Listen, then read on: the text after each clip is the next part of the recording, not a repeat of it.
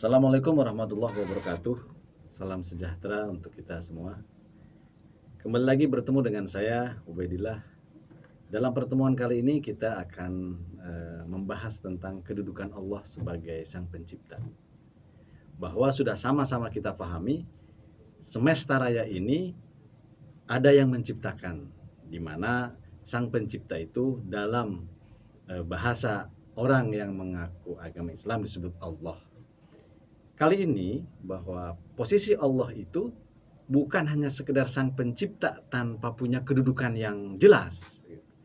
Kalau kita melihat dari beberapa ayat suci Al-Quran, di situ ada beberapa kata yang menggunakan kata Rob, seperti di surat Al-Fatihah, Alhamdulillahirabbil alamin. Segala puji bagi Allah, Tuhan semesta alam.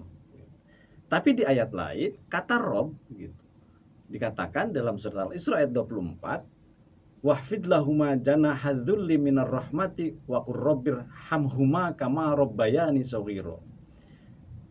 Di satu sisi kata Rob ketika diikuti dengan kata kepada Sang Pencipta itu dikatakan Tuhan, tapi kepada kedua orang tua, kepada manusia itu Rob di sana dikatakan diartikan mendidik.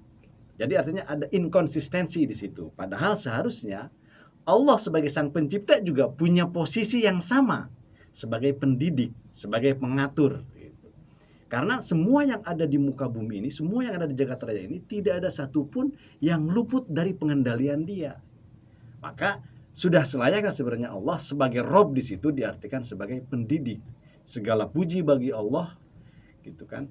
Pendidik semesta alam ini. Dia yang memelihara, Dia yang menjaga, Dia yang mengawasi. Maka ketika Allah menciptakan alam semesta dengan segala hukum dan undang-undangnya, Allah juga menciptakan yang namanya manusia gitu. Ada makrososial gitu. Alam semesta ada mikrososial manusia. Di mana dua objek ini ternyata punya perangai yang berbeda gitu. Kenapa?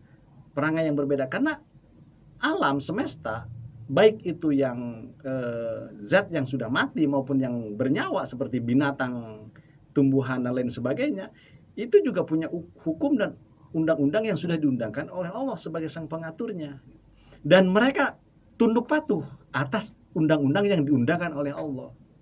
Maka manusia pun diperlakukan sama oleh Allah. Allah menciptakan undang-undang, Allah membuat undang-undang untuk manusia, yang mana undang-undang itu wajib dan harus ditaati oleh manusia di dalam kehidupan dia di muka bumi.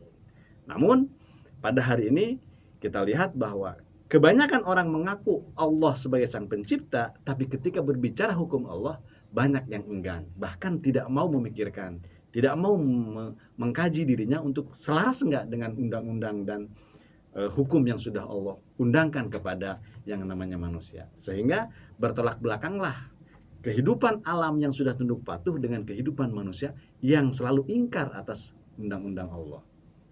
Mungkin itu nanti kita lebih spesifik lagi, kenapa manusia selalu ingkar kepada undang Allah dan kenapa alam selalu tunduk patuh kepada undang-undang Allah di sesi berikutnya. Demikian, Assalamualaikum warahmatullahi wabarakatuh.